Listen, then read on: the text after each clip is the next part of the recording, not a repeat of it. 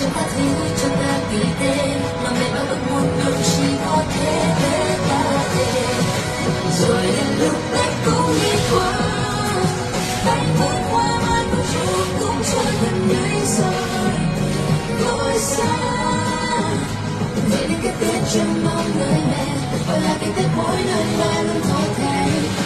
lòng còn nhiều anh khỏe trở về. Có được thêm một người hai làm sao khi chẳng được tim nhiều hơn khi tự mình thấy ho vì nhà mình có thêm việc thì mẹ bao đỡ thêm việc và nhà mình trọn vẹn cái tên mà người đều có thiếu thứ chi đâu thành lo mới bên chút không có tha là người ta giờ mẹ bao chỉ còn chưa tới khi và rồi ba đã chuẩn bị xong hôm qua